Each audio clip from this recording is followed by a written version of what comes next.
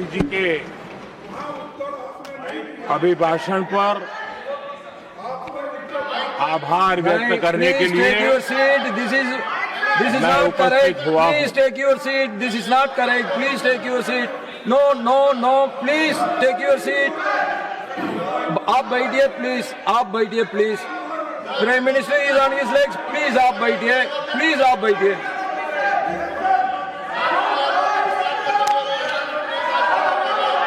आदरणीय सभापति जी, इस धन्यवाद प्रस्ताव पर समर्थन के लिए इस सदन में अपनी भावनाओं को व्यक्त करना मैं अपना सौभाग्य मानता हूं। आदरणीय सभापति जी, विकसित भारत की यात्रा में बीते वर्ष देश के तेज प्रगति से विकास के वर्ष रहे हैं। Nothing will go on record except Prime Minister's जीवन speech. के हर क्षेत्र में, समाज के हर वर्ग को उनके जीवन में परिवर्तन का एक कालखंड रहा है। एक सही दिशा में तेज गति से देश आगे बढ़ रहा है। आदरणीय राष्ट्रपति जी ने बहुत ही बढ़िया तरीके से पूरी संवेदनशीलता के साथ उन्होंने This is not correct. इस You विषय please को sit to your seat. हम please. सबके सामने प्रस्तुत किया है। आदरणीय सभापति जी, मेरी एक प्रार्थना है, आदरणीय खड़गे जी की उम्र देखते हुए वो बैठ करके भी नारे बोल सकते हैं तो अच्छा होगा, ताकि उनको कष्ट न हो। पीछे नौजवान बहुत लोग हैं, तो खड़गे जी को No. आप बैठते बैठते भी When you are speaking, they are listening. You are नारे listening. बोलने की अनुमति दे दीजिए।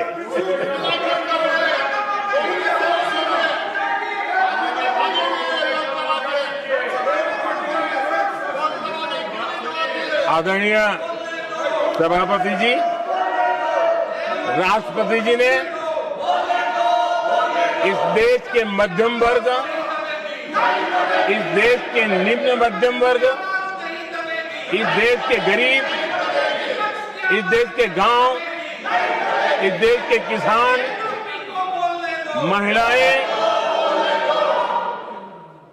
विज्ञान हो, प्रौद्योगिकी हो, कृषि हो, सभी विषयों को लेकर के बहुत ही विस्तार से भारत के प्रगति का एक स्वर संसद में गूंजा है।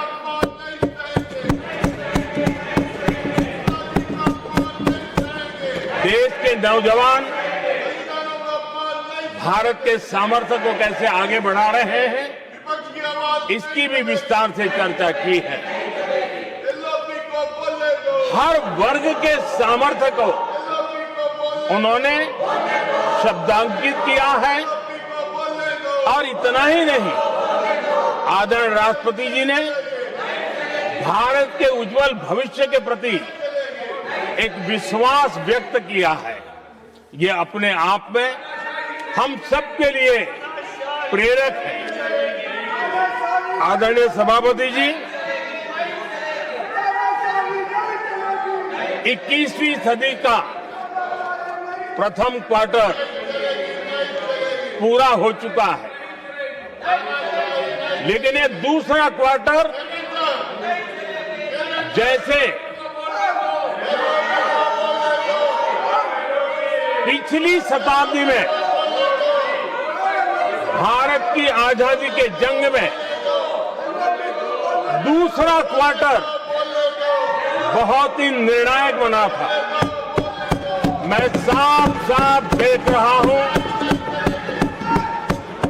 कि विकसित भारत के निर्माण की दिशा में ये दूसरा क्वार्टर भी उतना ही सामर्थ्यवान होने वाला है, उतना ही तेज गति से आगे बढ़ने वाला है। और इसलिए आदरणीय सभापति जी, राष्ट्र का हर व्यक्ति ये महसूस कर रहा है कि एक अहम पड़ाव पर हम पहुंच चुके हैं। अब न हमें रुकना है, न हमें पीछे मुड़ करके देखना है। I will not go ahead to what you are doing. आगे ही आगे देखना Please है, बैठिए. I am not going to let गति you से चलना now. है। You please बैठिए. और लक्ष्य को प्राप्त करके ही हमें सांस लेनी है, उस दिशा में हम आगे बढ़ रहे हैं। Nothing should go on without except to the Prime Minister's speech.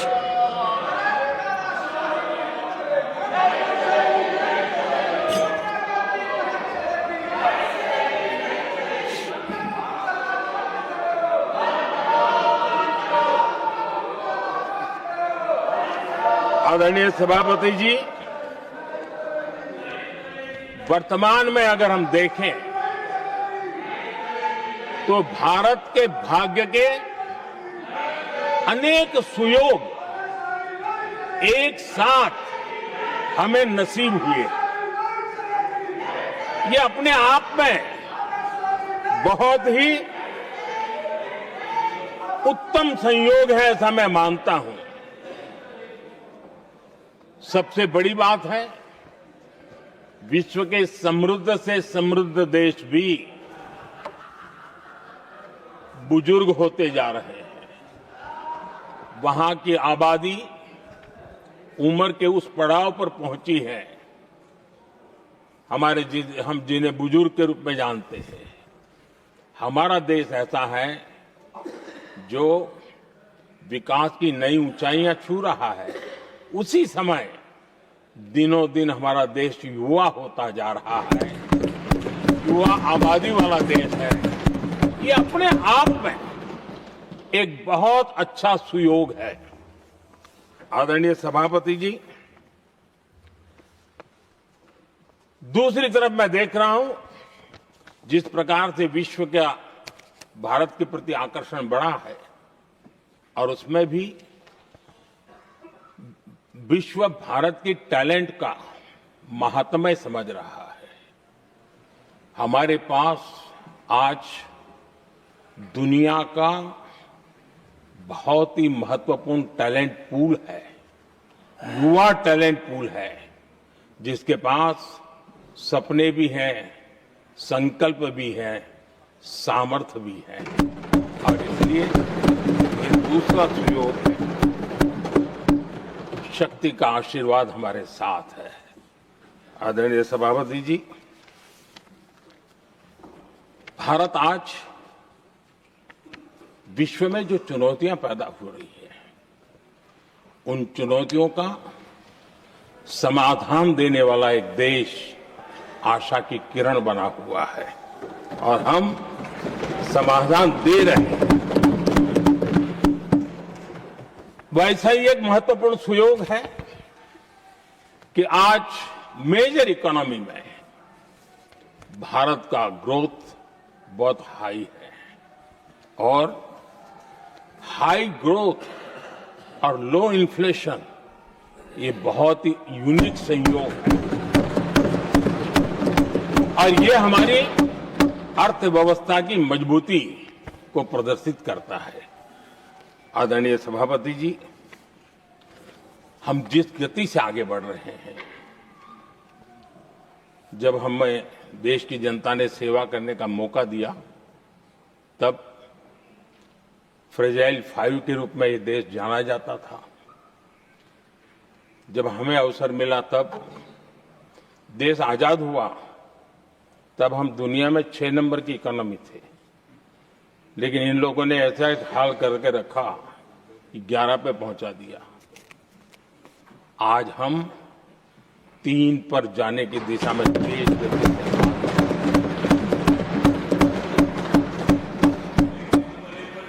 आदरणीय सभापति जी, आज कोई भी सेक्टर देख लीजिए, चाहे साइंस हो, चाहे स्पेस हो, चाहे स्पोर्ट्स हो, हर क्षेत्र में आज भारत एक कॉन्फिडेंस के साथ, आत्मविश्वास से भरा हुआ भारत है।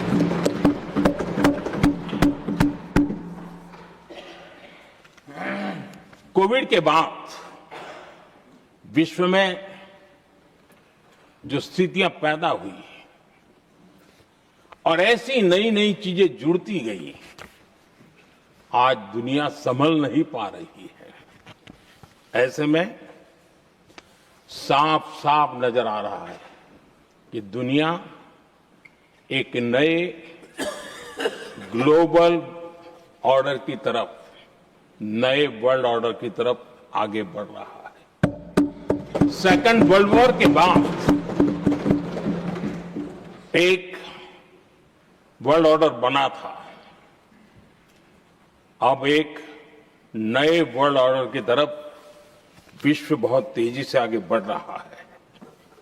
और सबसे बड़ी खुशी की बात है, सारी घटनाओं का अराजनीतिक तरीके से, निष्पक्ष भाव से विश्लेषण करेंगे तो झुकाव भारत की तरफ है।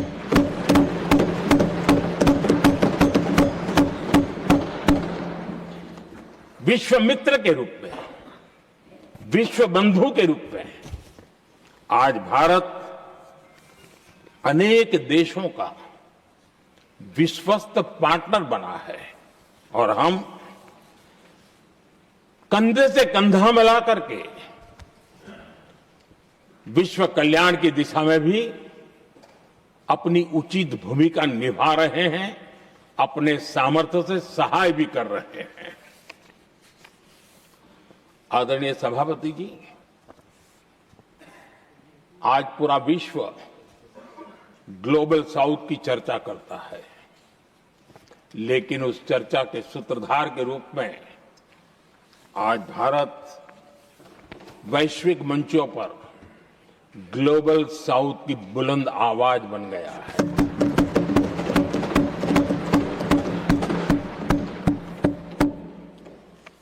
अनेक देशों के साथ आज Bharat future ready trade deals कर रहा है। पिछले कुछ ही समय में दुनिया के महत्वपूर्ण 9 बड़े देशों के साथ 9 बड़े हमारे ट्रेड डील हुए हैं और उसमें मदर ऑफ ऑल डील एक साथ 27 देशों के साथ, यूरोपियन यूनियन के साथ।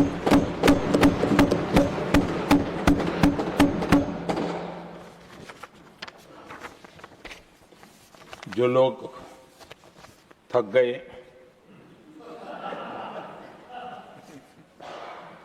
बेचारे चले गए, लेकिन कभी न कभी उनको जवाब देना पड़ेगा कि देश की ऐसी हालत कैसे बना के रखी थी कि दुनिया का कोई देश हमसे डील करने के लिए आगे नहीं आता था। आपने कोशिश की होगी, पीछे पीछे पीछे बहुत चक्कर लगाए होंगे, लेकिन किसी ने आपकी तरफ देखा भी नहीं होगा। क्या स्थिति ऐसे पैदा की? दुनिया के देश ऐसे ही भारत के साथ डील नहीं कर रहे हैं। आदरणीय सभापति जी, इसके पीछे सबसे बड़ी बात, डेवलप कंट्रीज एक डेवलपिंग कंट्री के साथ डील करता है ना, वो अपने आप में भी अर्थ जगत के लिए एक बहुत बड़ा संदेश है। और मेरे लिए नई बात नहीं है। जब मुझे गुजरात में सेवा करने का अवसर मिला था तो मैं एक वाइब्रेंट गुजरात समिट करता था, और मेरे लिए गर्व की बात थी कि एक स्टेट, हिंदुस्तान का एक स्टेट, मेरी इस वाइब्रेंट समिट के partner country, develop country Japan हुआ करता था। एक राज्य ने सामर्थ्य दिखाया था, आज मेरा देश है सामर्थ्य दिखा रहा है। ये तब होता है जब आपके पास आर्थिक सामर्थ्य हो, आपके पास आपके नागरिकों के अंदर, देशवासियों में एक ऊर्जा हो, और खास करके मैन्युफैक्चरिंग के लिए एक मजबूत इकोसिस्टम हो, तब जाकर के विश्व आपके साथ डील करने के लिए आगे आता है। वोट बैंक की राजनीति में डूबे हुए लोगों ने कभी भी देश के ऐसे अनेक पहलुओं पर मजबूती देनी चाहिए, ये कभी उनकी प्राथमिकता नहीं रही, और उसी का परिणाम है। और जहां तक कांग्रेस पार्टी का सवाल है,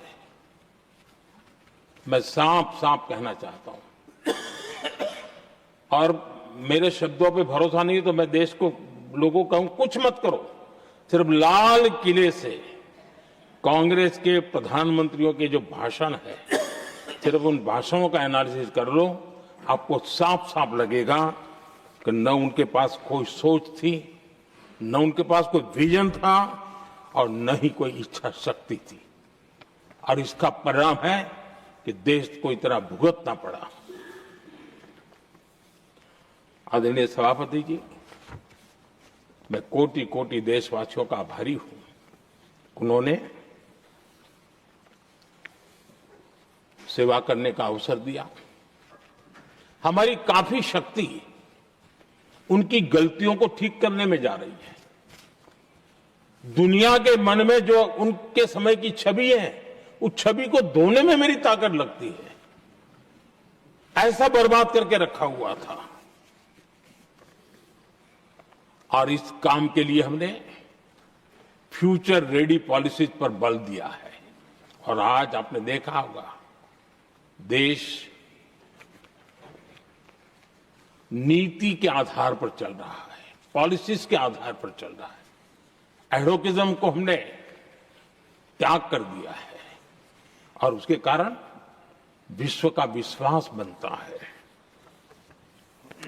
हमने रिफॉर्म, परफॉर्म, ट्रांसफॉर्म के मंत्र को लेकर के आगे बढ़े, और आज स्थिति ऐसी है कि देश रिफॉर्म एक्सप्रेस पर सवार हो चुका है।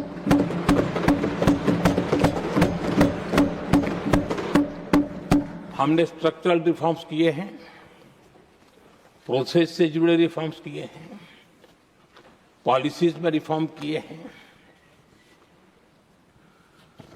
हमारा मैन्युफैक्चरिंग सेक्टर, हमारे उद्यमी ये सशक्त हो, भारत की हर चीज का वैल्यू एडिशन हो, उस दिशा में हमने प्रयास किया है। और मैं आज विश्वास के साथ कह सकता हूं, आज भारत विश्व के साथ स्पर्धा करने के लिए पूरी तरह तैयार है।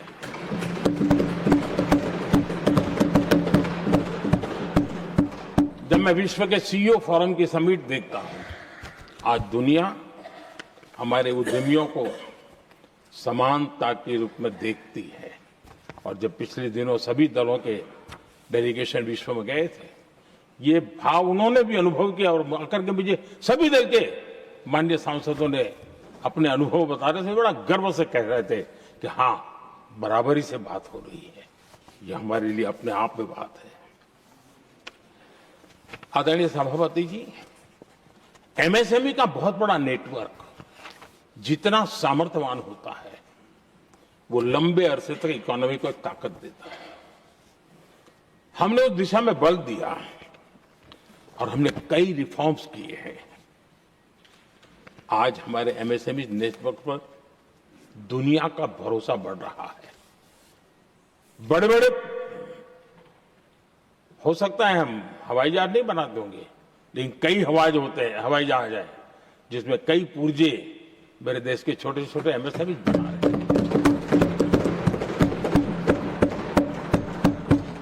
आदरणीय सभापति जी, देश में हुए इन प्रयासों का नतीजा सबके सामने है। बड़े बड़े देश भारत के साथ व्यापारिक संबंध बनाने के लिए बहुत ही आतुर है। यूरोपीय संघ का ट्रेड डील हो, अमेरिका के साथ अभी अभी हुआ जो ट्रेड डील हो, और कल हमारे पीयूष जी ने सदन में विस्तृत जानकारी भी दी है, और पूरा विश्व खुल करके इस ट्रेड डील का तारीफ कर रहा है। और उसमें जब यूरोपियन यूनियन के साथ ट्रेड डील हुआ तो विश्व को एक भरोसा हुआ कि अब वैश्विक स्तर पर स्थिरता की संभावना बढ़ेगी। अमेरिका के साथ ट्रेड डील होने के बाद विश्व को और भरोसा हो गया कि जो स्थिरता के एहसास हो रहा था, अब गति का भी एहसास होने लगा है, और विश्व के लिए शुभ संकेत है। आदरणीय सभापति जी, इसका सबसे बड़ा लाभ हमारे देश के नौजवानों को होगा। और जब मैं नौजवान कहता हूं तो उसमें मध्यम वर्ग का भी नौजवान होता है, शहर का नौजवान भी होता है, गांव का नौजवान भी होता है, बेटा भी होती है, बेटी भी होती है। और इसलिए उसे टुकड़ों में न देखा जाए। मेरे देश के युवा के सामर्थ्य का हमें गौरव करना चाहिए, और उनके लिए पूरा विश्व बाजार अब खुल चुका है। अब उनके लिए अवसर ही अवसर है। और मैं उनको कहता हूं, आइए दोस्तों, मैं आपके साथ कंधे से कंधा मिला करके खड़ा हूं। हिम्मत कीजिए, बढ़िए। देश आपके साथ खड़ा है और दुनिया आपका स्वागत करने के लिए इंतजार कर रही है। आदरणीय सभापति जी, जिस प्रकार से दुनिया में हमारे युवा प्रोफेशनल्स की मांग बढ़ रही है, इवन केयर गिवर्स की मांग बढ़ रही है, हर कोई मिलता है हमें इस प्रकार के लोग चाहिए। इस प्रकार कुछ लोग तो अपना स्पेशल ऑफिस यहां बना रहे हैं रिक्रूट करने के लिए, योग्य टैलेंट की खोज के लिए। इसका मतलब हुआ कि भारत के प्रोफेशनल्स के लिए भी विश्व में बहुत बड़े अवसर बन रहे हैं। आदरणीय सभापति जी, ये संसद का उच्च सदन ये एक प्रकार से राज्यों का प्रतिनिधित्व करता है।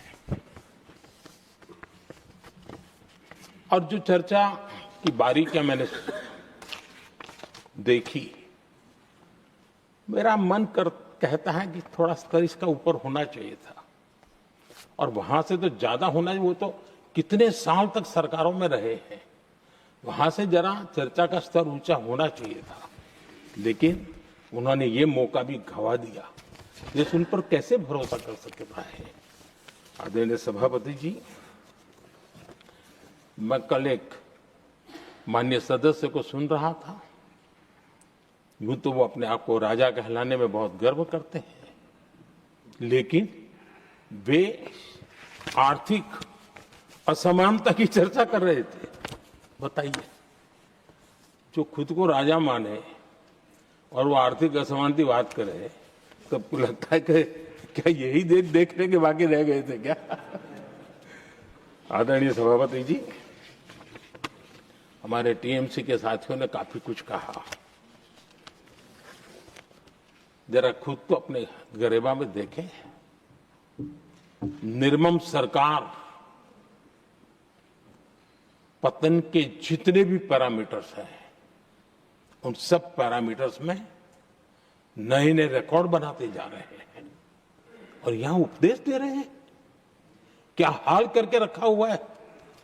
ऐसी निर्मम सरकार से वहां के लोगों का भविष्य अंधकार के अंदर डूब रहा है, लेकिन इनको कोई परवाह नहीं है।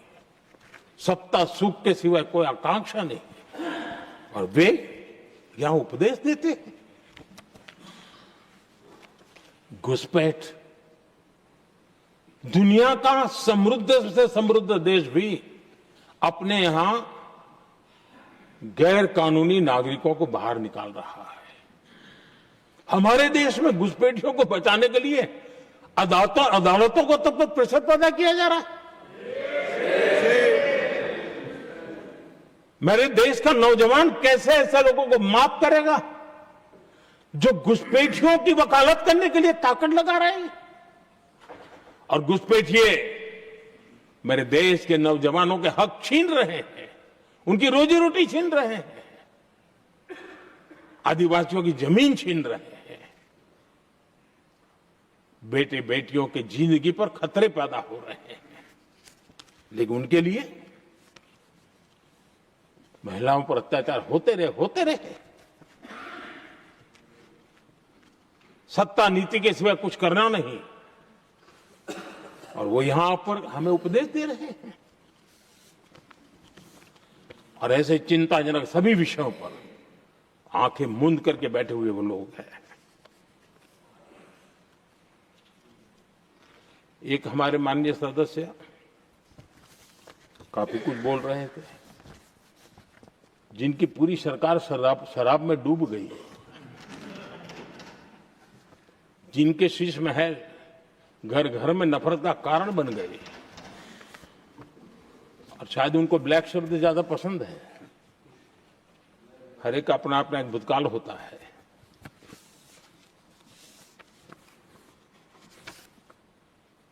पता नहीं ब्लैक के साथ उनका क्या पुराना रिश्ता है। आदरणीय सभापति जी, ऐसे सभी साथियों से मैं आज जरूर कहूंगा, तुम कितना दुनिया को धोखा दोगे, तुम कितना दुनिया को धोखा दोगे। आईना देख लिया तो अपनी सच्चाई कहां छिपाओगे।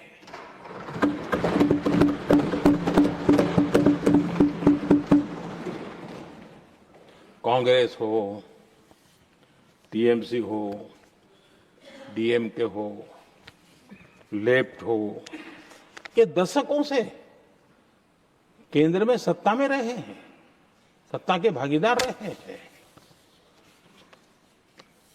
राज्यों में भी उनको सरकारें चलाने का अवसर मिला है, लेकिन उनकी पहचान क्या बनी? आज डील की चर्चा होती है तो गौरव से कहते हैं, तब डील की चर्चा होती थी तो बॉफोर्स डील याद आता था। ये डील होते थे।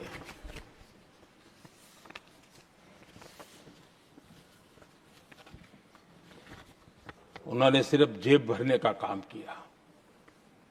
नागरिकों के जीवन में बदलाव आना उनकी प्राथमिकता नहीं थी। आदरणीय सभापति जी, मैं कुछ उदाहरणों के साथ भी बात बताना चाहता हूं, क्योंकि यहां चर्चा में ये सारे विषय आए हैं और इसलिए मुझे कहना बहुत जरूरी है। अब एक उदाहरण देता हूं मैं बैंकिंग सेक्टर का। बैंकिंग सेक्टर एक प्रकार से अर्थव्यवस्था की ग्रिड होता है। 2014 से पहले फोन बैंकिंग का कालखंड था। नेता के फोन जाते थे और उसके आधार पर करोड़ों रुपया दे दिए जाते थे, और गरीबों को तो बैंकों में दुत्कार मिलती थी, नफरत होती थी। देश की 50% से ज्यादा आबादी बैंक के दरवाजे तक नहीं देख पाई थी। कांग्रेस के नेताओं के फोन पर अरबों रुपये लोगों को दे दिए गए, और जो ले जाते थे वो अपनी पर्सनल प्रॉपर्टी मान करके पैसे हजम कर जाते थे। यही खेल चलता रहा। कांग्रेस और यूपीए के राज में और आज जो इंडी अलायंस बन करके बैठे हैं उनके राज में बैंकिंग व्यवस्था तबाही के कगार पर खड़ी थी। मैं नया प्रधानमंत्री के पद का दायित्व मुझे मिला, मैं एक देश के मुखिया से मैं मिला, ऐसे ही बात कर रहा था। मैंने कहा बैंकिंग की दृष्टि से हम कुछ आगे बढ़ना चाहिए। उन्होंने कहा पहले एक बार साहब जरा अभी आप नए हो, आपके बैंकों की व्यवस्था का अध्ययन कर लीजिए। हम कैसे हिम्मत करें? एक देश के नेता ने कोई ये जानकारियां थी, उसने मुझे बताया यहां इनको कोई परवाह ही नहीं। यानी एक प्रकार से उन्होंने जिस प्रकार से बैंकिंग व्यवस्था को एनपीए के पहाड़ खड़े हो गए थे, जहां भी देखो चर्चा चलती थी एनपीए का क्या होगा, एनपीए का क्या होगा, कैसे बचेंगे। आदरणीय सभापति जी, चुनौती बड़ी थी, लेकिन हमने समझदारी से काम लिया। बैंकिंग व्यवस्था के सब कर्ता धर्ताओं को विश्वास में लिया। रिफॉर्म की आवश्यकता थी, हिम्मत के साथ रिफॉर्म किए, पारदर्शी व्यवस्था बनाई, ढेर सारे बैंकिंग रिफॉर्म्स हुए और जो सरकारी बैंक दुर्बल हो चुकी थी, ठीक नहीं चल पाती थी, उसको हमने बड़ी बैंक के साथ मर्जर कर दिया। और मुझे याद है किसी एक महाशय बड़े अपने आप को विद्वान मानने वाले ने लिखा था, अगर मोदी सरकार बैंकों में ये कर ले तो हिंदुस्तान का बहुत बड़ा रिफॉर्म हो जाएगा। वो काम मैंने आते ही कर दिए थे। आदरणीय सभापति जी, और इन सारी चीजों का नतीजा हुआ बैंकों में जो बीमारी घर कर गई थी, उस बीमारी से बैंकों को मुक्ति मिली। बैंकों का स्वास्थ्य सुधरा, लगातार सुधरा, अभी भी तेजी से आगे दौड़ रहे हैं। और बैंकिंग का जब स्वास्थ्य सुधरा तो लेन देन का कारोबार भी उनका बढ़ा, लोगों को पैसे मिलने लगे, सामान्य व्यक्ति को पैसे मिले। ऐसे ऐसे गरीब लोगों को लोन मिले जिनके लिए कभी बैंक के दरवाजे बंद थे, बेचारा दूर से देख करके उसे जाना पड़ता था। आज मुद्रा योजना जो देश के नौजवान को अपने पैरों पर खड़े रहने की ताकत देता है, मुद्रा योजना जो स्वरोजगार की प्रेरणा देता है, लेकिन स्वरोजगार के भाषण के काम नहीं होता है, उसका हाथ पकड़ना पड़ता है, उसको साथ देना पड़ता है, उसको सहाय देनी पड़ती है। और हमने मुद्रा योजना के द्वारा 30 लाख करोड़ रुपया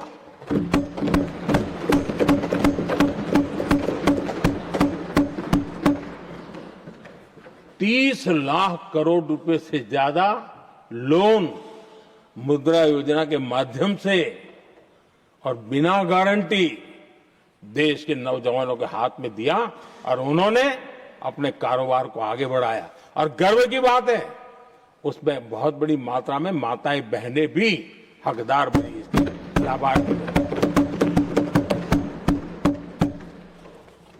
सेल्फ हेल्प ग्रुप, इन दिनों ग्रामीण महिलाएं बड़े सपने देखती हैं, खुद अपने पैरों पर खड़ा होना चाहती थी। विमेन सेल्फ हेल्प ग्रुप का हमने विस्तार तो किया ही किया, लेकिन 10 करोड़ बहनों को हमने सीधी आर्थिक मदद की व्यवस्था की।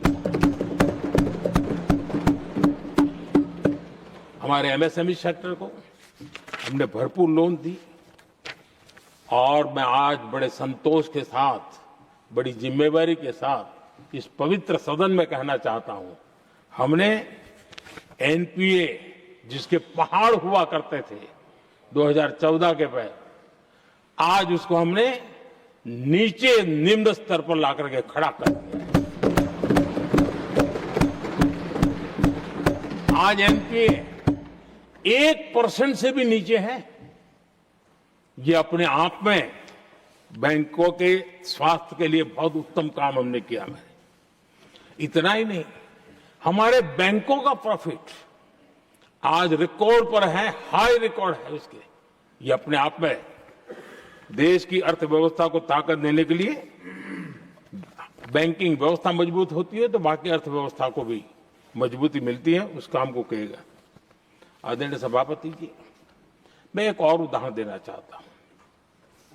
हमारे पीएसयूज, आमतौर पर पीएसयूज के संबंध में मान्यता बन चुकी थी, वो बनते ही हैं बीमार होने के लिए, वो बनते ही हैं बर्बाद होने के लिए, वो बनते ही हैं बंद होने के लिए। हमने इस पूरी मानसिकता को हकीकतों के आधार पर बदलने में सफलता प्राप्त की है। और ये लोग पीएसयूज को लेकर के कितनी गलत बातें फैलाते थे। अर्बन नक्सल की तरह ऐसे पीएसयूज के दरवाजे के बाहर मजदूरों की मीटिंग करके भड़काने का पाप करते थे, गुमराह करने का काम करते थे। इन्होंने LIC, state bank of India और भी HAL, ऐसे हर एक को बड़ा भला बुरा और इतना भद्दे तरीके से, जब उनकी सरकार थी तब तो ये इन चीजों को संभाल नहीं पाते थे, उसको कुछ कर भी नहीं पाते थे। आदरणीय सभापति जी, हमने इसमें भी हिम्मत दिखाई। हमने पीएसयूज के संबंध में भी रिफॉर्म्स किए, रिफॉर्म्स की एक लगातार परंपरा चलाई।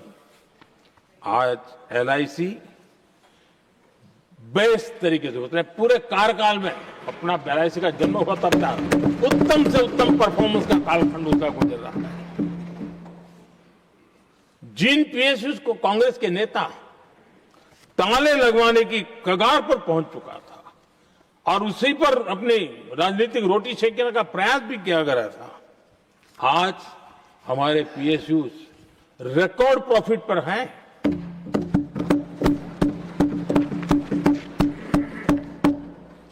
इतना ही नहीं, वे अपने परफॉर्मेंस से मेक इन इंडिया को भी गति दे रहे हैं।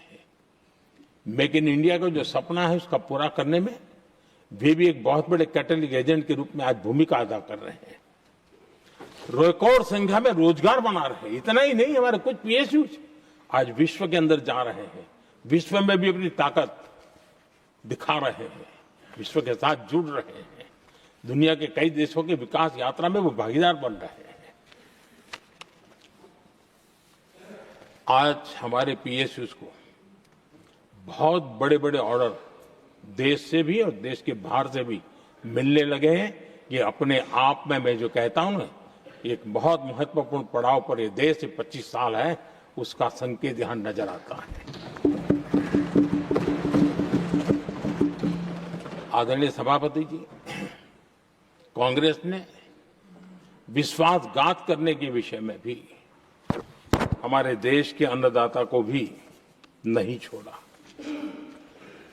इस देश में 10 करोड़ किसान ऐसे हैं जिनके पास 2 हेक्टेयर से भी कम जमीन है, छोटे किसान हैं। उनकी तरफ कभी परवाह नहीं की गई, उनकी तरफ कभी देखा नहीं गया, नहीं उनके दिमाग में ये छोटे किसानों का कोई महात्मा था।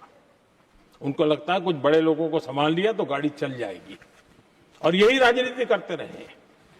आदरणीय सभापति जी, हमारे दिल में छोटे किसान के प्रति एक दर्द था। हम जमीनी हकीकतों से परिचित थे और उसी के कारण हम पीएम किसान सम्मान निधि योजना लेकर के आए। और आप इतने कम समय में हमारे इन छोटे किसानों के खाते में 4 लाख करोड़ रुपया हमने दिया है। 4 लाख करोड़ रुपया आंकड़ा छोटा नहीं होता है आदरणीय सभापति जी। और उसने हमारे छोटे किसानों को एक नई ताकत दी है, नए सपने देखने का सामर्थ्य दिया है। और मुझे पक्का विश्वास है कि हमारा किसान उस दिशा में जरूर भारत की आशा अपेक्षा के अनुरूप परिणाम देगा।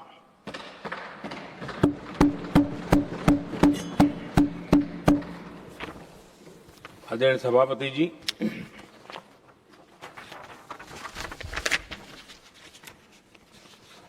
यहां कुछ साथियों ने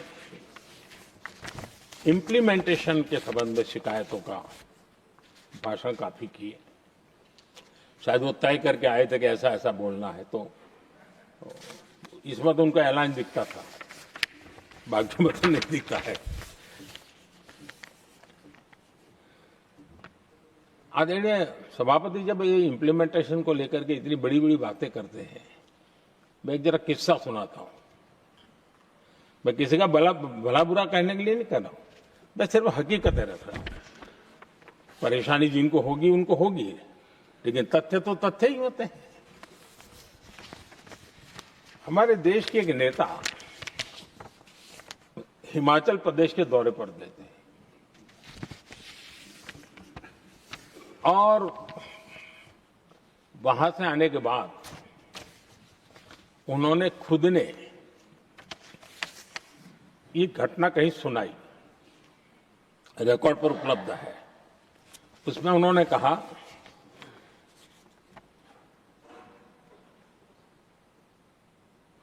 उस नेता ने क्या कहा, मैं उन्हीं के शब्द पढ़ रहा हूं। काफी लंबे समय तक मुझे योजना आयोग से संघर्ष करना पड़ा, क्योंकि वे पहाड़ी क्षेत्रों के लिए अलग योजनाएं बनाने को तैयार ही नहीं थे। मैं हिमाचल प्रदेश गई थी। जब मैं वापस आई तो मैंने योजना आयोग में कहा कि हमारे कामदारों को, वर्कर्स को जीप की जरूरत नहीं है, बल्कि खच्चरों की आवश्यकता है, ताकि कम से कम उन पर सामान आदि लादा जा सके। आगे उन्होंने कहा, लेकिन मुझे बताया गया हम पैसा तो जीप के लिए ही देंगे, क्योंकि खच्चरों के लिए पैसे देने की पॉलिसी नहीं है।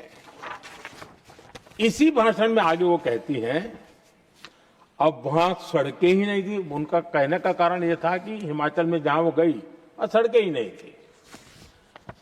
अब वहां सड़कें ही नहीं थी तो फिर उस पर जीप का क्या लाभ हो सकता है? जीप लेकर के कौन जाएगा जहां रोड नहीं है? लेकिन उस समय योजना आयोग का जोर था, या तो जीप या तो कुछ भी नहीं।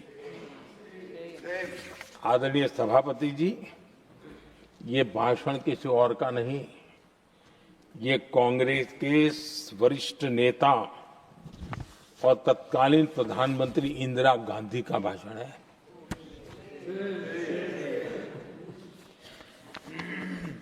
कांग्रेस के लंबे शासनकाल में यही कार्यशैली रही, और जिसको इंदिरा जी खुद जानती भी थी कि ये पाप चल रहा है, लेकिन इस कार्य संस्कृति को सुधारने के लिए उन्होंने कोई कदम नहीं उठाया। और इंदिरा गांधी जिस प्लानिंग कमीशन की धज्जियां उड़ा रही थी, उसके जन्मदाता उनके स्वयं के पिताजी थे। और प्लानिंग कमीशन को बना और इंदिरा जी ने जब कहा, उसके बीच में 2 दशक बज चुके थे, लेकिन हाल यही था। और 2014 तक सब दुखी थे, सब परेशान थे, सब गलती देख रहे थे, लेकिन सुधार करने की तैयारी नहीं। 2014 के बाद जब आपने हमें मौका, और कांग्रेस ने जिस प्रकार से प्लानिंग कमीशन अटकाना, लटकाना, भटकाना वाली कार्यशैली बना दी थी, 2014 में जब हमें मौका मिला तो हमने आकर के काम किया, प्लानिंग कमीशन को खत्म कर दिया और नीति आयोग को बनाया। आज नीति आयोग बहुत तेज गति से काम कर रहा है। अब देखिए एस्पिरेशनल डिस्ट्रिक्ट, वो भी एक बड़ा प्रेरक उदाहरण है। और मैं तो देख रहा हूं कि डेवलपिंग कंट्रीज के लिए, विकास के लिए एक मॉडल के रूप में वैश्विक संस्थाएं इसको अनुमोदन दे रही है। ये एस्पिरेशनल डिस्ट्रिक्ट की ये सफलता बनी है। देश के कई जिले ऐसे थे जिसको पिछड़े मान करके छोड़ दिया गया था, और वहां करोड़ों लोगों की जो मौलिक जरूरतें थी उसको भी नकार दिया गया था। उनको तो ऐसे ही जीने के लिए मजबूर कर दिया गया था। और जो पिछड़े इलाके थे वो और पिछड़े होते गए और बर्बादी आती गई। और हालत तो सरकार में ऐसी थी कि जब किसी को पनिशमेंट ट्रांसफर करनी होती थी, पनिशमेंट पोस्टिंग देना होता तो ऐसे ही जिलों में भेजा जाता था ताकि और खराब करे वो। ये हाल बन गया था, ये वर्क कल्चर बन गया था। हमने इस स्थिति को बदला। सबसे पहला आग्रह किया, यंग होनहार अफसरों को लगाया जाएगा और पूरा 3 साल का मौका उसको दिया जाए काम करने का। एक के बाद हम निर्णय किए और आज देखिए किसी समय छत्तीसगढ़ का हमारा बस्तर एस्पिरेशनल डिस्ट्रिक्ट में था। आज वो बस्तर पूरे देश में बस्तर ओलंपिक के नाम से चर्चा में है।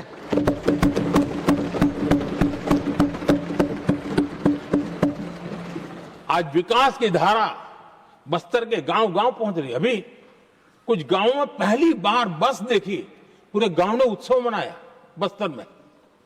ये परिस्थितियां छोड़ करके गए हुए हैं लोग और यहां पर पता नहीं किस प्रकार से देश को कहां ले जाना चाहते हैं लोग। आदरणीय सभापति जी, इंप्लीमेंटेशन क्या होता है, ये एस्पिरेशनल डिस्ट्रिक्ट एक बहुत बड़ा शानदार उदाहरण है। ऐसे तो सैकड़ों उदाहरण हैं, लेकिन मैं कहने के लिए इसको उल्लेख कर रहा हूं। कांग्रेस के हमारे साथियों को ये जो बदलाव आ रहा है उसमें इंप्लीमेंटेशन नजर नहीं आ रहा है। और उनका तो एक ही वो प्लानिंग कमीशन वाला मॉडल है, जीप और खच्चर वाला मॉडल, यही वो लोग जानते हैं, उससे आगे कुछ नहीं जानते। और ये इंप्लीमेंटेशन कैसे करते हैं, मेरा जन्म नहीं हुआ था उसके पहले सरदार वल्लभ भाई पटेल ने नर्मदा नदी पर बांध बांधने की कल्पना की। विषय तो पक्का हो गया, सरदार साहब नहीं रहे, खैर नेहरू जी ने शिलान्यास किया। अब इंप्लीमेंटेशन देखिए इनको। मेरा जन्म नहीं हुआ था जब इसकी कल्पना की गई थी और प्रधानमंत्री बनने के बाद मैंने उसका उद्घाटन किया, ये हाल है।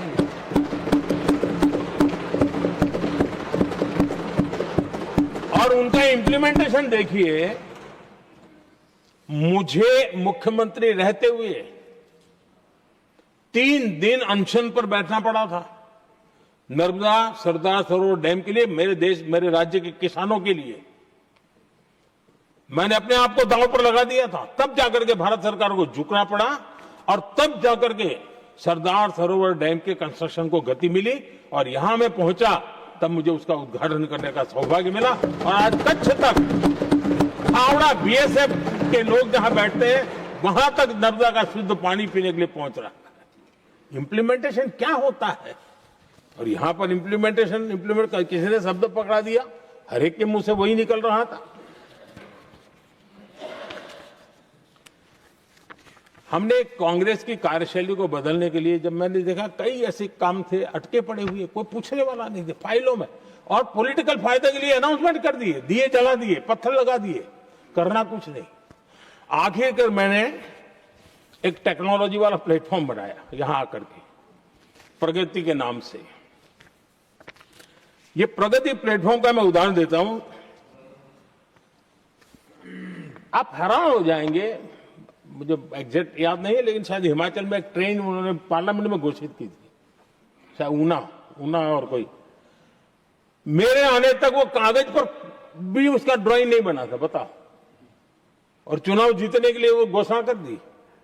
प्रगति के अंदर मेरे सामने विषय आया, ऐसे कई विषय मेरे सामने आए और उस प्रगति के अंदर हमने एक एक प्रोजेक्ट क्यों अटके हुए, कॉस्ट किस डिपार्टमेंट की काम में क्या मुसीबत आई है, किसने गलत तरीके से इसको आगे बढ़ाया, और बजट तो बढ़ता ही गया था। जो योजना 900 करोड़ में होनी थी वो 90,000 करोड़ तक पहुंच जाए, ये हाल करके रख दिया था इन्होंने। हमने एक टेक्नोलॉजी प्लेटफॉर्म बनाया, हर महीने बैठा अभी मैंने 50वां एपिसोड पूरा किया उस मीटिंग का, और लगातार उस काम करते करते और संबंधित राज्यों को भी बिठाया, उनकी कठिनाइयों को भी समझा, उसके इम्प्लीमेंटेशन में कौन मिनिस्ट्री का परेशानी हो रही है, किस स्टेट की परेशानी हो रही है, किस कानून की परेशानी हो रही है, हर एक की बारीकी से देखा। और आज मैं गर्व से कह सकता हूं कि इस प्रगति के इम्प्लीमेंटेशन को बारीकी से प्रधानमंत्री के स्तर पर देखे जाने के कारण 85 लाख करोड़ रुपीस का काम को गति मिली। 85 लाख करोड़ रुपीस के काम आप कल्पना कीजिए, देश की कितनी बड़ी शक्ति को अनलॉक किया हमने। इंप्लीमेंटेशन कैसे होता है ये हमने करके देखा है। रेल हो, रोड हो, सिंचाई हो, ग्रामीण कोई व्यवस्था का काम हो, इन सारी चीजों को हमने इसमें लिया। अब जैसे जम्मू उधमपुर श्रीनगर बारामूला रेल लाइन, आज ये प्रोजेक्ट पूरा हुआ। और बर्फबारी में इन दिनों आपने देखा एक वीडियो बहुत पॉपुलर हुआ है, बर्फ के बीच में थे, चारों तरफ बर्फ की चादर छाई हुई है और वंदे भारत ट्रेन निकल रही है, और लोग कहते हैं गलती मत करना, ये तो विदेश है, ये हिंदुस्तान है, ये रील चल रहे हैं बाजार में।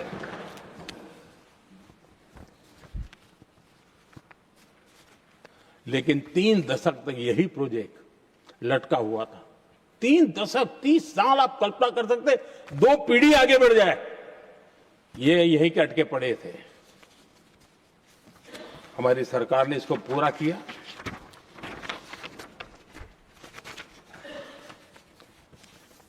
आदरणीय सभापति जी, मैं असम की बात करता हूं, और कोई ये मत सोचो कि मैं चुनाव है इसलिए बोल रहा हूं। इनके पाप है इसलिए मुझे कहना पड़ रहा है। कांग्रेस सिर्फ इमेजिन करती है और इंप्लीमेंट करने का उनको कोई लेना देना ही नहीं होता है। अब असम का बोगीबिल ब्रिज, ये बोगीबिल ब्रिज अरुणाचल और असम को जोड़ने वाला बहुत महत्वपूर्ण ब्रिज, कितने ही सालों तक ये प्रोजेक्ट लटका रहा। हमने प्रगति के माध्यम से इसको रिव्यू किया और असम सहित पूरे नॉर्थ ईस्ट को बहुत बड़ी सुविधा वाला ये काम हमने पूरा किया। आदरणीय सभापति जी,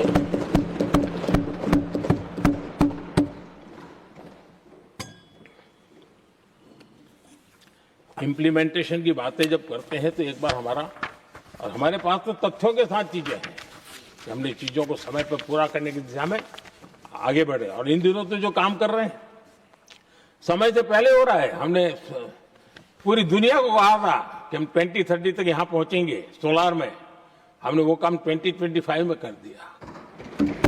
हमने इथेनॉल का समय तय किया था, हम उसमें भी 2-3 साल पहले ही काम पूरा कर लिया। तो एडवांस में हम काम पूरा करने का इंप्लीमेंटेशन की ताकत हमारे से उससे भी ज्यादा है। आदरणीय सभापति जी, भाजपा हो, एनडीए हो, हमारा अप्रोच, चीजों की तरफ देखने का हमारा दृष्टिकोण, समस्या के समाधान के लिए हमारी सोच और कांग्रेस के बीच में आसमान जमीन का अंतर है, बहुत फर्क है। मैं आपको उदाहरण देता हूं। हमारी सोच ये है कि 140 करोड़ देशवासी ये इतने सामर्थ्यवान हैं कि वह चुनौतियों को समाधान दे सकते हैं। ये हमारी सोच है, हमारा भरोसा है देशवासियों पर, उनके सामर्थ्य पर हमारा भरोसा है, और यही लोकतंत्र की भी सच्ची ताकत होती है। लेकिन कांग्रेस देशवासियों को ही समस्या मानती है। अब मैं इनका इतना बोल करके छोड़ दूंगा तो आज पता नहीं रात को उनको नींद नहीं आएगी और गालियां कल कैसी दे उसका प्लानिंग चलेगा। लेकिन मैं उदाहरण के साथ बताना चाहता हूं किस प्रकार से लोग सोचते थे देशवासियों के लिए।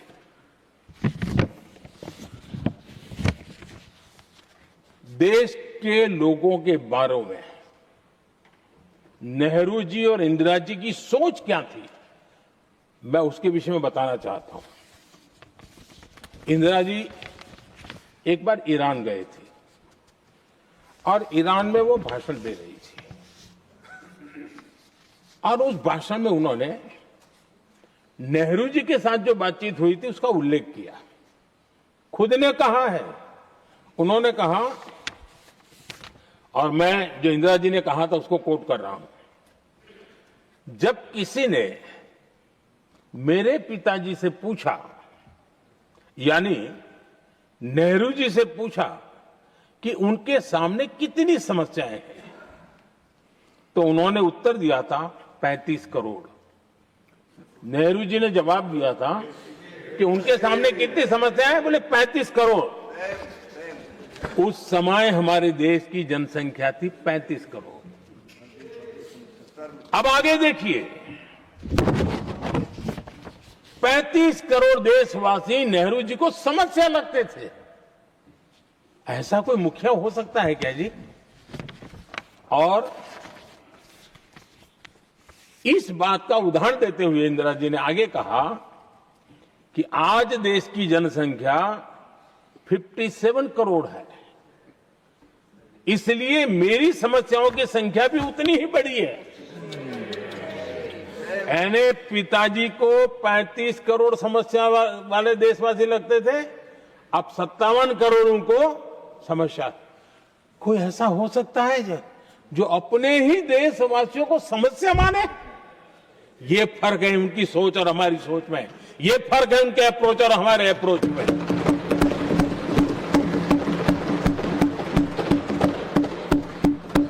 नेहरू जी हो या इंदिरा जी हो या पूरी कांग्रेसी बिरादरी हो, ये लोग भारत के लोगों को समस्या मानते हैं।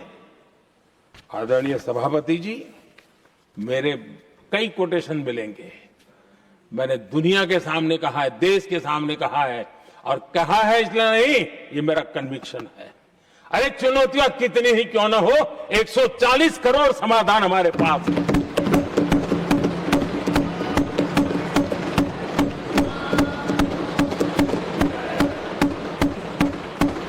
हमारे लिए देशवासी समर्थक की पूंजी है।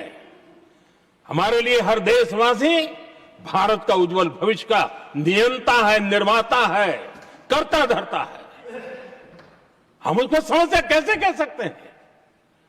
ऐसी सोच वाले लोग अपने परिवार का ही भला करेंगे और किसका करेंगे? आदरणीय सभापति जी, देश के लोगों का अपमान करते रहना एक कांग्रेस के स्वभाव में पड़ा हुआ है, उनके संस्कारों में पड़ा हुआ है।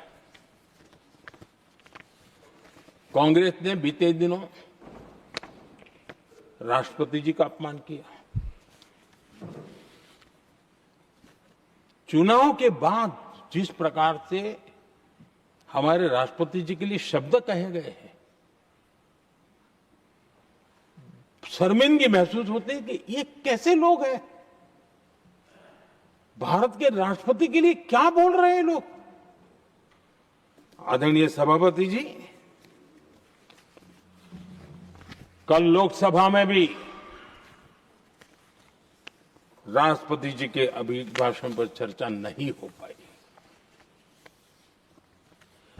ये राष्ट्रपति पद, उसका घोर अपमान किया है। उनको संविधान शब्द मुंह में बोलने की अधिकार नहीं रहता है। जो लोग गरीबी से निकली हुई एक महिला, आदिवासी परिवार से आई हुई एक महिला,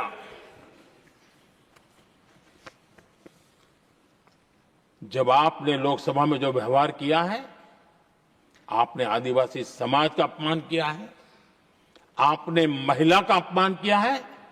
भारत के सर्वोच्च पद पर विराजमान, संविधान ने जिनको सर्वोच्च पद दिया है, आपने उनका अपमान किया है, आपने संविधान का अपमान किया है।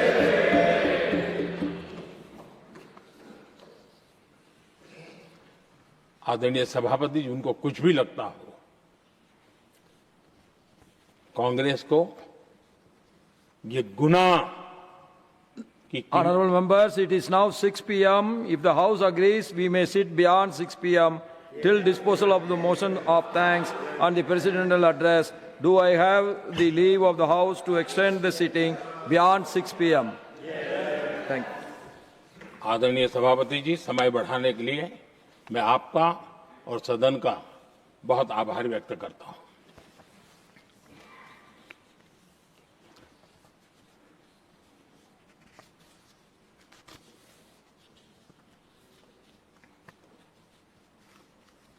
आदरणीय सभापति जी, बड़ी दर्दनाक लोकसभा की घटना है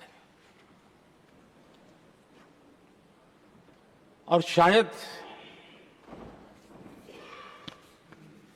हताशा निराशा तो हम समझ सकते हैं, लेकिन इसके लिए देश के पवित्र लोकतंत्र के मंदिर को ही इस रूप में कर देना, और उस समय चेयर पर असम के ही हमारे एक माननीय सांसद बैठे थे और उस समय कागज फेंके गए, टेबल पर चढ़ दिया गया। क्या ये नॉर्थ ईस्ट का अपमान नहीं है?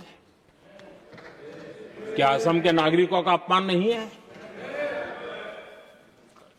कल फिर दोबारा किया उन्होंने, और उस समय आंध्र के दलित परिवार का बेटा चेयर पर बैठा था, उसको भी अपमानित किया।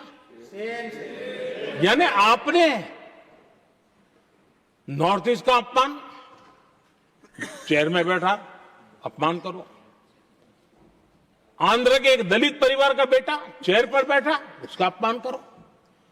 सदन ने इनको काम दिया हुआ है, सबने मिलकर के काम दिया हुआ है, लेकिन वो दलित समाज से आते हैं, इसलिए आप अपमान करते हो।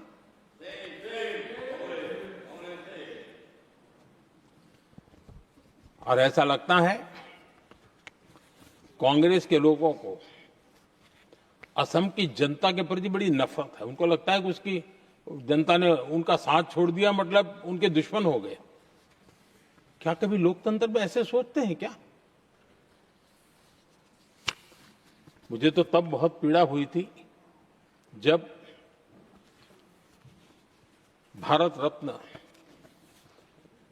भूपेन हजारिका जी, जो कि इस देश के बहुत ही सम्मानीय व्यक्तित्व है जी, आज भी घर घर में उनको स्मरण करते हैं लोग। उनके प्रति जो भक्ति का भाव है आप कल्पना नहीं कर सकते, लेकिन उनको इसकी भी कोई परवाह नहीं है।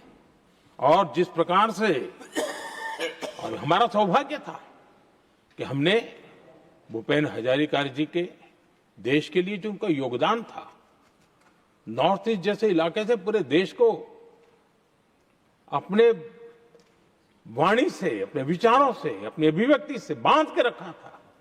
हमने भारत रत्न देने का निर्णय किया,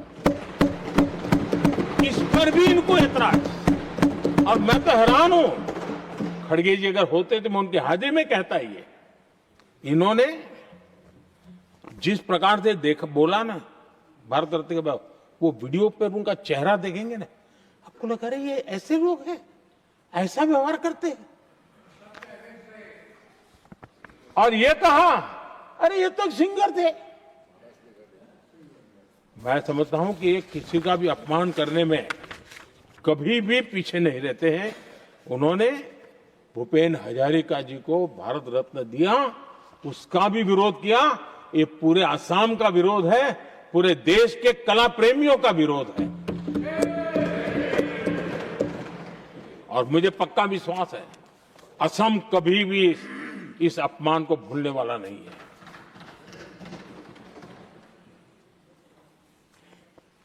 आदरणीय सभापति जी, कल जो घटना घटी, इसी सदन के एक माननीय सांसद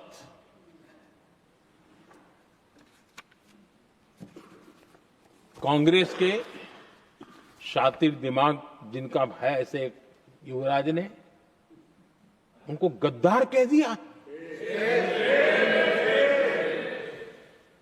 अहंकार कितनी 7वें आसमान पर पहुंच चुका है इनका। और कांग्रेस को छोड़कर के कितने ही लोग निकले हैं कांग्रेस के कितने टुकड़े हुए हैं, कई लोग दूसरे दलों में गए हैं, लेकिन औरों को तो किसी को गद्दार नहीं कहा उन्होंने। लेकिन कल सांसद को गद्दार इसलिए कहा क्योंकि वो सिख थे। ये सिखों का अपमान था, ये गुरुओं का अपमान था। और कांग्रेस के अंदर जो कूट कूट करके सिखों के प्रति नफरत भरी पड़ी है ना, उसका वो अभिव्यक्ति थी। और इसी सदन के माननीय सांसद है वो, और उनको जरा भी दर्द नहीं, वरना आज खड़े होकर के कह सकते थे कि कल जो हुआ इसी सांसद की गरिमा के अनुरूप नहीं था, हमें खेद है, एक शब्द तो बोल लेते। लेकिन सिखों के प्रति उनके मन में जो नफरत भरी पड़ी है, और इसी के कारण उन्होंने कल, और जिसका परिवार देश के लिए शहादत देने वाला परिवार के वो सदस्य है, उन्होंने अपने राजनीतिक विचारों में परिवर्तन किया, इसलिए गद्दार हो गए। और एक गद्दार शब्द छोटा नहीं है। मेरे देशवासी को कोई गद्दार कहे, ये कैसे देश सहन करेगा? और वो भी एक सिख है इसलिए गद्दार कहना बहुत दुर्भाग्य की बात है। और ऐसे लोग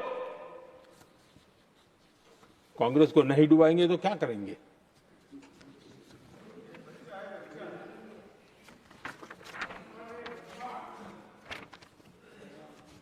आदरणीय सभापति जी, एक तरफ ये दृश्य है और दूसरी तरफ हमारे सदानंद जी मास्टर का दृश्य है।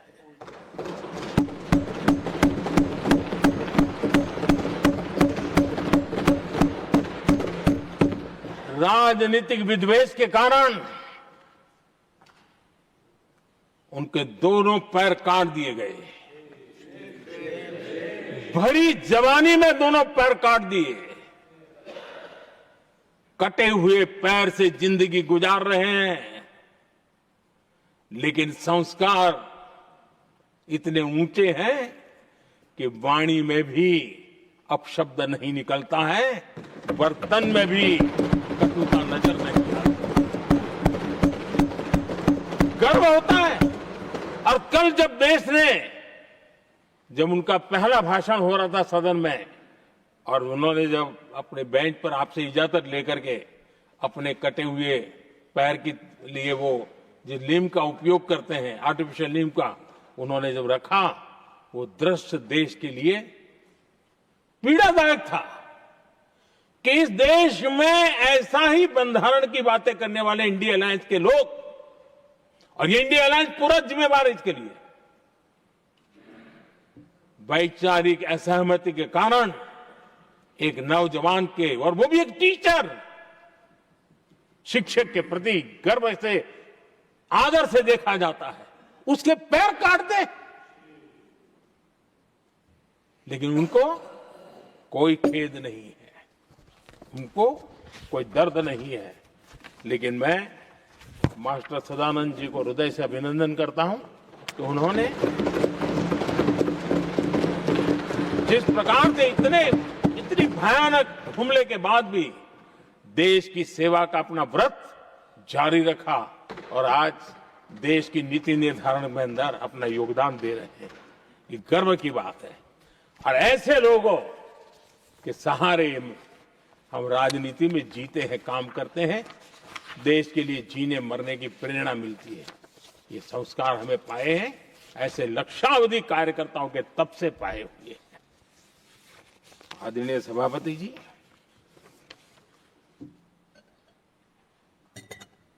इन दिनों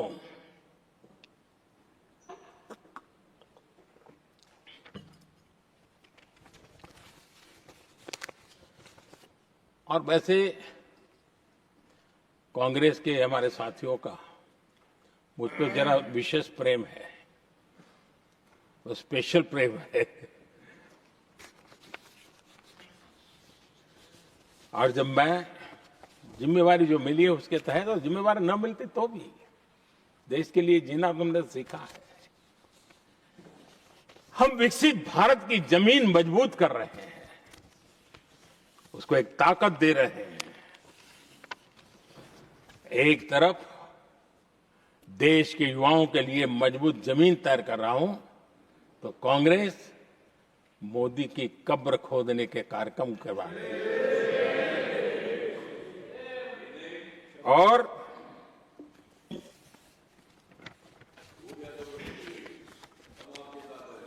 मोहब्बत की दुकान खोलने वाले मोदी तेरी कब्र खुदेगी के नारे लगा रहे हैं जी। ये कौन सी मोहब्बत की दुकान है जो देश के ही किसी नागरिक के कब्र खोदने के सपने देखती हो? ये कौन सा संविधान से उन्होंने सीखा है जो देश के ही किसी नागरिक के कब्र खोदने की बात करते हो? क्या ये संविधान का अपमान नहीं है? क्या ये मानवता का अपमान नहीं है? क्या ये सार्वजनिक जीवन की मर्यादाओं का अपमान नहीं है? और उनको इसका कोई खेद नहीं है। अगर इसके बाद क्या बयान देंगे? बयान देखो, प्रधानमंत्री राज्यसभा में भी रो रहा था।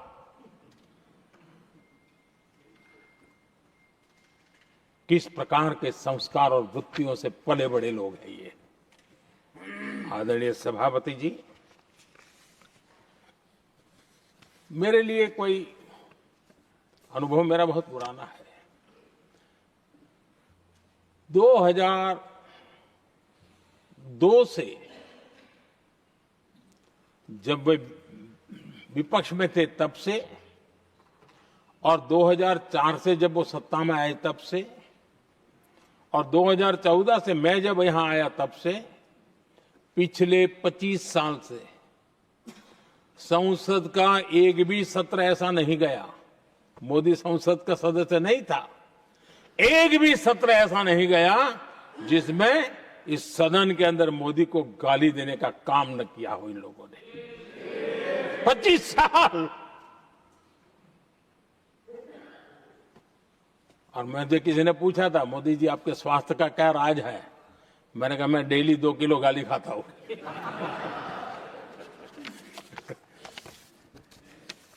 आदरणीय सभापति जी, ये मोदी की कब्र क्यों खोदना चाहते हैं? ये सिर्फ नारा नहीं है, ये इनके भीतर पड़ी हुई नफरत का प्रतिबिंब है, इसकी अभिव्यक्ति है। और वे इसलिए हैं, हमने 370 की दीवार गिरा दी, इसलिए वो मोदी की कब्र खोदना चाहते हैं। हमने नॉर्थ ईस्ट में बम बंदूक और आतंक का जो छाया बना रहता था, नॉर्थ ईस्ट में शांति और विकास का राह अपनाई, इसलिए वो मोदी की कब्र खोदने पर सोच रहे हैं। पाकिस्तानी आतंकियों को घर में घुस करके जवाब देते हैं, इसलिए मोदी की कब्र खोदने की बात कर रहे हैं। ऑपरेशन सिंदूर करते हैं, इसकी उनको परेशानी होती है और इसलिए वो मोदी की कब्र खोदते हैं।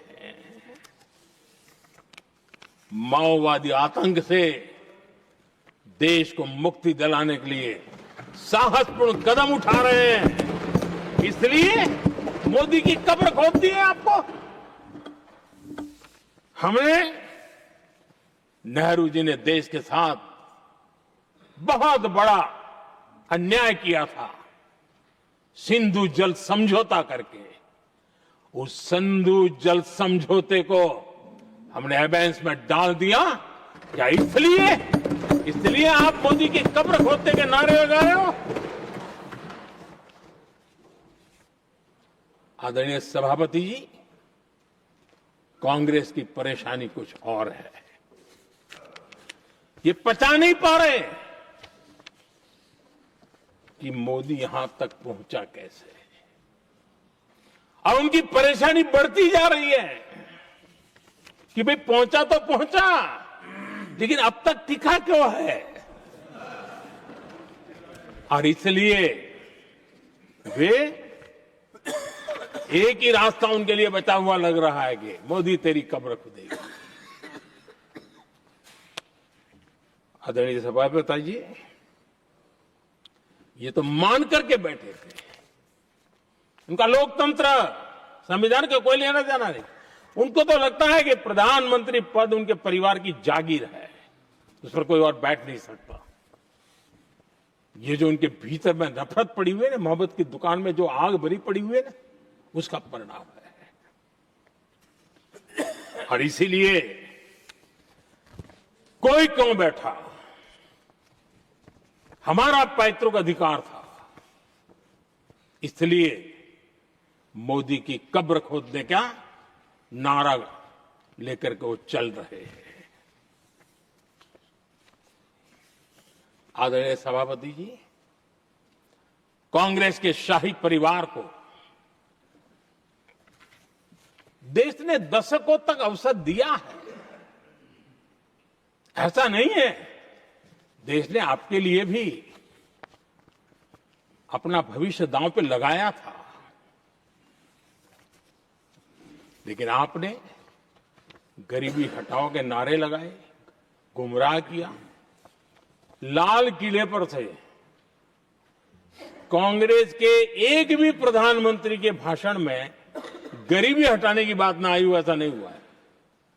लेकिन किसी भी प्रधानमंत्री ने गरीबी हटाने के लिए क्या किया, वो एक बार भी नहीं आया। वो नारे से अधिक कुछ नहीं था उनका।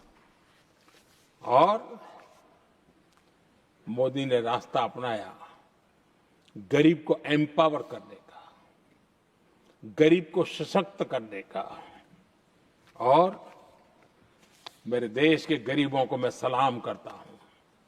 उन्होंने देश की योजनाओं को समझा, स्वीकारा और अपने सामर्थ्य को बढ़ाने के लिए प्रयास किया। मैं देश के गरीबों का गौरवगान करता हूं कि हमारी नीतियों पर भरोसा करके, हमारी नीयत पर भरोसा करके उन्होंने भी अपने आप को खपाने के लिए कोई कमी नहीं रखी। और 25 करोड़ मेरे गरीब परिवार के भाइयों ने गरीबी को परास्त किया और खुद गरीबी से बाहर आए हैं। मैं उनको सलाम करता हूं। मेरे 25 करोड़ देशवासी जो निराशा में पड़े हुए थे, दूर एक आशा की किरण दिखाई दी, उठ खड़े हुए और आज हमारे साथ चल पड़े। आदरणीय सभापति जी, 2014 के पहले ये इम्प्लीमेंटेशन की बातें करते थे। हमारे यहां सैकड़ों लोग रेलवे क्रॉसिंग पर मरते थे। स्कूल की बस रेलवे क्रॉसिंग से जा रही है, 20-20, 25-25 स्कूल के बच्चे मरने की खबरें आती थी।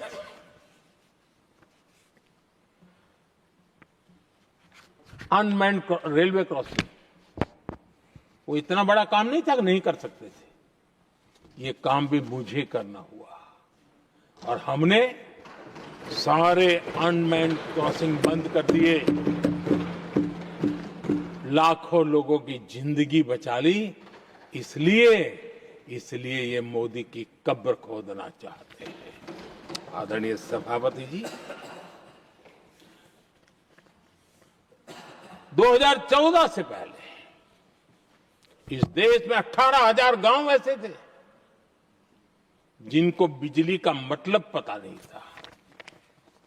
बिजली का कोई तार होता है, कोई बल्ब होता है, कोई लट्टू जलता हुआ उसमें उजाला निकलता, पता नहीं था उनको। 18,000 गांव 2014 के बाद जब आपने हमें दायित्व देशवासियों ने दिया, उन 18,000 गांव जिन्होंने कभी बिजली का मुंह तक नहीं देखा था, बिजली का शब्द भी कान पे नहीं सुना था, उन गांवों में उजाला पहुंचाया। इसलिए इनको मोदी की कब्र खोदने के सिवाय अब कोई रास्ता नहीं दिख रहा है। आदरणीय सभापति जी, वो भी एक वक्त था जब देश में बार बार खबरें आती थी, मीडिया में हेडलाइन हुआ करती थी, सरहद की स्थिति के संबंध में बयान आते थे, गोला बारूद नहीं है, बुलेट प्रूफ जैकेट नहीं है, बर्फ के बीच खड़ा है, बर्फ में खड़े रहने के लिए जो जूते चाहिए वो जूते तक नहीं उसके पास, ये खबरें आती थी। हमने देश के जवानों के लिए खजाने खोल दिए, देश के जवानों को जो चाहिए वो देने की कर पड़ी, और इसलिए वो चाहते कि अब तो कोई रास्ता बचा नहीं है, बस कब्र खुदेगी मोदी की, यही एक रास्ता उनके लिए बचा है। आदरणीय सभापति जी, एक बार उत्तर प्रदेश के वर्तमान मुख्यमंत्री जी ने सदन में भाषण करते करते वो रो पड़े थे। दिमागी बुखार के कारण बच्चे, अनगिनत बच्चे मर रहे थे। इनको कभी सूझा नहीं कि इस दिमागी बुखार से मुक्ति दिलाई जा सकती है। आदरणीय सभापति जी, आंख की बीमारी ट्रकोमा, लोग परेशान होते थे, आंखें चली जाती थी, और विज्ञान प्रगति कर चुका था, हो सकता था, वो नहीं कर सकते थे। हमने दिमागी बुखार से भी मुक्ति दिलाई और हमने ट्रकोमा से भी देश के लोगों की आंखें बचाई। यही सफलताएं हैं, यही संवेदनशीलता है, समाज के लिए जीने मरने का यही संकल्प है। पल पल, तिल तिल समाज के लिए बिताना, घिसना, झलना, वो उनको परेशान कर रहा है। तब जाकर के मोदी तेरी कब्र खुदेगी, ये मंत्र लेकर के चल रहे हैं, ये सपने देख करके चल रहे हैं, और बातें लोकतंत्र की करते हैं। मोहब्बत की दुकान के साइन बोर्ड लगाते हैं। क्या सार्वजनिक जीवन में ऐसी नफरत होती है? आदरणीय सभापति जी, इनकी सरकार रिमोट से चलती थी, मेरी सरकार भी रिमोट से चलती है। 140 करोड़ देशवासी मेरा रिमोट है।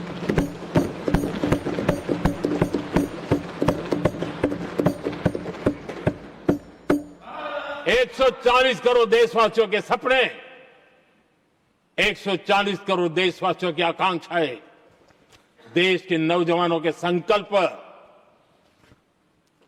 इनके लिए हम जीते हैं, इनके लिए सरकार चलाते हैं।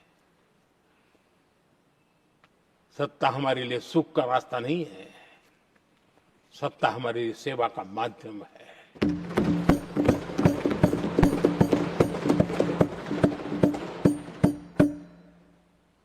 मुद्रा योजना, लाखों करोड़ों की मदद मिली, स्वरोजगार को बल दिया।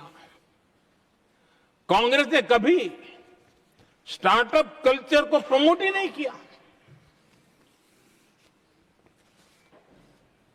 कुछ सैकड़ों में स्टार्टअप बेचारे अपने, उनको पता भी नहीं था। और इनका तो हाल ये है आदरणीय सभापति जी, अपने घर के स्टार्टअप को भी वो लिफ्ट नहीं कर पा रहे।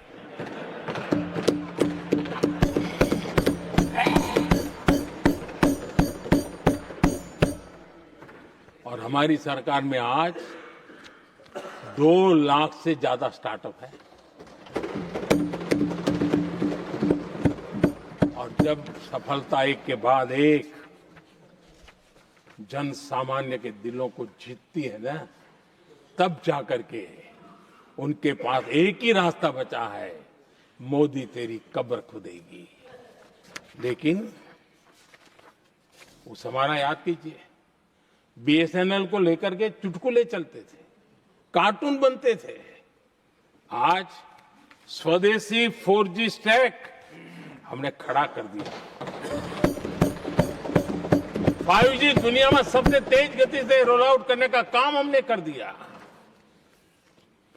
कम्युनिकेशन की नई जनरेशन, नई टेक्नोलॉजी, नई सोच, इसको हमने आगे बढ़ाया। और इसलिए दर्द जुबान पे आ रहा है, मोदी तेरी कब्र खुदेगी। आदरणीय सभापति जी, गरीब की सेवा ये मेरा सौभाग्य है। 4 करोड़ गरीबों को पक्के घर देना मैं जीवन में सुकून मानता हूं। बिजली, पानी, गैस का सिलेंडर, टॉयलेट की सुविधा, मुझे लगता है कि हाँ, परमात्मा ने मुझे सही दिशा में काम करने की प्रेरणा दी है। पहली बार गांव की महिला गर्व से कह रही है, हाँ मैं लखपति दीदी बनी हूं, तो दूसरी कह रही है इस साल तक मैं लखपति दीदी बन जाऊंगी। जो बन गई है उनको जब पूछता हूं, नहीं बोले साहब अब तो करोड़पति के लिए सोच रहे हैं। ये जो मिजाज बदला है, जो आत्मविश्वास बढ़ा है, और ऐसे देश के कोटि कोटि जनों के आशीर्वाद जिस इंसान पर हो, कोटि कोटि माताओं बहनों का जिस पर रक्षा कवच हो, नारे कितने ही लगा लो, कब्र तुम नहीं खोद पाओगे। ये देश की शक्ति, आशीर्वाद रूपी कवच, माताओं बहनों का मेरे प्रति जो भाव रहा है, जिस श्रद्धा भाव से मैंने माताओं बहनों की सेवा करने का काम किया है, जिनको कोई पूछता नहीं था उसको मोदी पूजाता है। यही करना है, और ये आशीर्वाद ही है जो इनको चूभते हैं, और इसलिए कब्र खोदना चाहते हैं। आदरणीय सभापति जी, चोरी करना जिनका पुश्तैनी धंधा है, जिन्होंने एक गुजराती की सरनेम भी चुरा ली,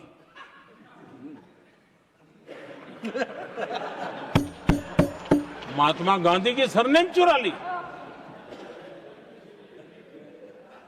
ये लोग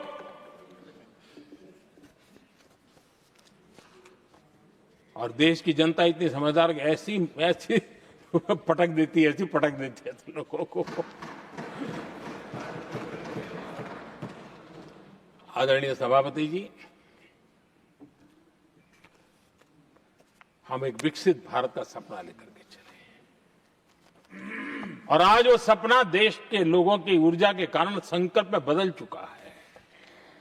आज कहीं पर भी जाइए, हर कोई ये कहता है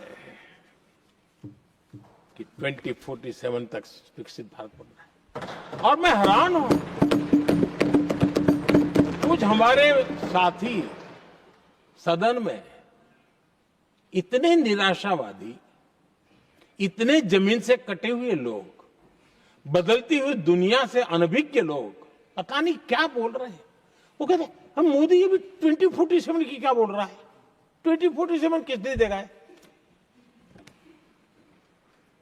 हमारे देश के लिए, आजादी के लिए जो लड़ते थे, जो फांसी के तख्त पर चढ़ जाते थे, जो लाठियां खाते थे, गोलियां खाते थे, जो काला पानी की सजा के लिए अंडमान निकोबार की सेल्यूलर जेल में जिंदगी बिता देते थे, लक्षाओं जी नौजवान अपने पढ़ाई का, भविष्य का सोचे बिना, कोई परवाह किए बिना सिर्फ देश के लिए सोचने के लिए निकल पड़े थे। क्या उन्होंने कभी ये सोचा होता कि यार हमारे कालखंड में तो आजादी मिलेगी नहीं, कि मैं क्यों करूं? तो क्या देश कभी आजाद होता? ये इतने निराशावादी लोग हैं कि जब मैं डिजिटल इंडिया की बात करता था, मैं फिनटेक की चर्चा करता था, मैं यूपीआई की बात करता था, तो ये कहते थे अरे इस देश में गरीब आदमी मोबाइल फोन पर कैसे पैसे का कारोबार करेगा? 3 साल के भीतर भीतर देश ने दिखा दिया ये हो सकता है। और मैं हैरान था जिस दिन ऐसा भाषण संसद में हुआ, देश का मीडिया भी, मैं भी, ऐसे लोग, उनकी जो इकोसिस्टम है वो नाच रही थी कि देखिए मोदी को तगड़ा जवाब दिया। मोदी ने जवाब नहीं दिया। आपके हाथ में मोबाइल फोन जब यूपीआई से चलता है, काम करता है ना, तो जवाब अपने आप मिल जाता है।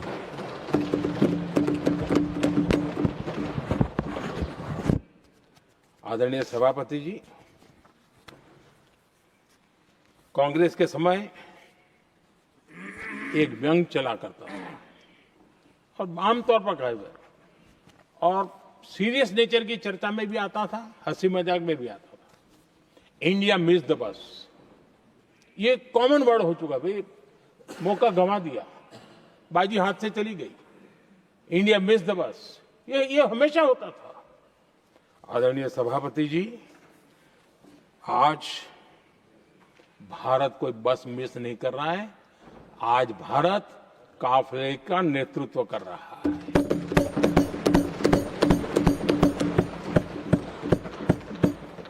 आदरणीय सभापति जी, देश का भविष्य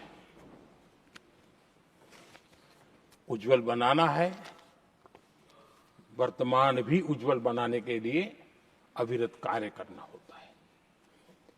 हम विकसित भारत के सपने के लाइट में 5 वर्ष की योजना बनाते हैं और हर वर्ष का बजट बनाते हैं और हम दिशा तय करके चलते हैं हम, क्योंकि हमारे लिए अगला चुनावी लक्ष्य नहीं होता है, हमारा लक्ष्य है 2047 विकसित। अरे चुनाव तो आएंगे जाएंगे, मेरा देश अजरा अमर रहने वाला है और हम देश की युवा पीढ़ी के हाथ में समृद्ध हिंदुस्तान देने का सपना लेकर के चले। जिन बच्चे जो आज जो घर में बालक है ना, उनको भी मैं देख करके कह सोचता हूं कि मैं इसके हाथ में ऐसा हिंदुस्तान दे करके जाऊं ताकि हमें अपने काम का संतोष हो। 2047 क्यों, 2047 क्यों, ये बातें करते हैं। आदरणीय सभापति जी, आज जिस प्रकार से हम इनिशिएटिव लिए, चाहे स्पेस हो, साइंस हो, टेक्नोलॉजी हो, समंदर की गहराई हो, जल थल नभ अंतरिक्ष, हर क्षेत्र में नए संकल्प, नई ऊर्जा, नए कदम और नई सिद्धियों को लेकर के देश आज आगे बढ़ रहा है। हम ग्रीन हाइड्रोजन पर काम कर रहे हैं, हम आने वाले युग को समझ पा रहे हैं, हम क्वांटम कंप्यूटिंग की बात कर रहे हैं, हम एआई मिशन को लेकर के चल रहे हैं और आज दुनिया मानने लगी है कि एआई मिशन भारत बहुत कुछ दुनिया को दे सकता है। ये विश्वास आज दुनिया में बना है। आज दुनिया में क्रिटिकल मिनरल, रेयर अर्थ राजनीतिक हथियार बन गया है। हम उस पर फोकस कर रहे हैं ताकि कभी भारत को किसी के पास हाथ फैलाने की नौबत ना आ जाए। आदरणीय सभापति जी, ऐसे तो अनगिनत प्रोजेक्ट हैं जिसमें विदेश का इन्वेस्टमेंट आना ही आना है, क्योंकि अब हर किसी को अपना भविष्य भारत की भूमि में नजर आ रहा है। हर किसी को अपना भविष्य भारत के टैलेंट के भरोसे नजर आ रहा है। हर किसी को भविष्य भारत के उज्जवल भविष्य के साथ खुद के उज्जवल भविष्य को जोड़ करके दिखता है। और इसलिए दुनिया आज भारत, विकसित भारत की बात हम क्यों कर रहे हैं, जिनके दिमाग में नहीं पड़ता है, दुनिया को समझ आ रहा है कि भारत ने सही दिशा पकड़ी है। चलो अब चर्चा वहां चल रही है कहीं हम बस न चुक जाए। कल तक चर्चा चलती थी इंडिया बस मिस करता है, अब दुनिया को लगता है अब हम लेट न हो जाए, वहां आने की स्पर्धा चल रही है। आदरणीय सभापति जी, आने वाला समय भारत के लिए अवसरों से भरा हुआ है, भारत के नौजवानों के लिए अवसरों से भरा हुआ है। भारत के उज्जवल भविष्य के लिए मैं पूरी संभावनाएं रेखांकित कर सकता हूं, मैं देख सकता हूं और उसके दिशा में नीतियां बनाकर हम आगे चल रहे हैं। हम इसको और मैं चाहता हूं, मेरे देशवासियों को निमंत्रण देता हूं और मैं देशवासियों को आज सदन से भी कहना चाहूंगा, मैंने मन की बात में भी इसका उल्लेख किया था, मैं यहां पर सभी माननीय सांसदों से भी कहूंगा कि आप भी अपने अपने क्षेत्र में ऐसे लोगों को बताइए। जब दुनिया भर में इतने अवसर पैदा हुए हैं, उसको स्थायित्व तब मिलता है जब हम उत्तम प्रकार की चीजों को लेकर के जाए, हम क्वालिटी को कॉम्प्रोमाइज न करें। मुनाफा कम क्यों न हो, लेकिन क्वालिटी को हम निरंतर उत्तम करते जाएंगे। इनोवेशन करना पड़ेगा, करेंगे। रिसर्च करना पड़ेगा, करेंगे। प्रोडक्ट में मटेरियल बदलना पड़े तो बदलेंगे, लेकिन हम दुनिया में क्वालिटी की दृष्टि से उत्तम हो, तब जाकर के जो आज राजनीतिक दृष्टि से जो निर्णय होते हैं, उसका बेनिफिट लेने के लिए हमने पीछे नहीं रहना चाहिए। मेरे देशवासियों से मैं आज यही आग्रह करूंगा कि आप क्वालिटी के विषय में मेरा साथ दीजिए, क्वालिटी में कॉम्प्रोमाइज न करिए। आप देखिए, दुनिया सिर्फ और सिर्फ made in India, made in Bharat, made in India, made in Bharat, इसके लिए गीत गाने लग जाएंगी। आदरणीय सभापति जी, मैं कांग्रेस के मित्रों का भी आज आभार व्यक्त करता हूं कि कम से कम मुझे, उनको पता था, पहले प्रयोग कर चुके थे। पिछले 10 साल में मुझे 5-6 बार इस प्रकार से बोलने से रोका गया, लेकिन उनको मालूम था एक बार शुरू होता हूं तो रुकता नहीं।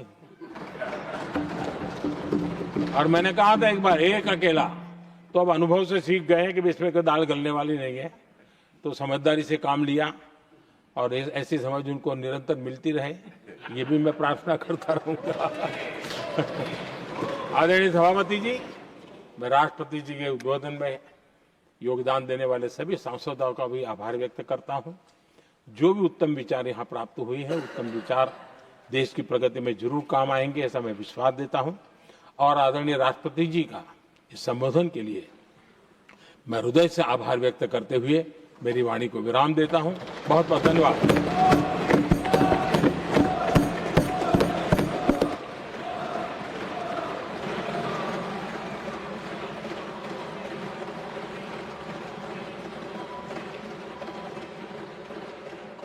I shall now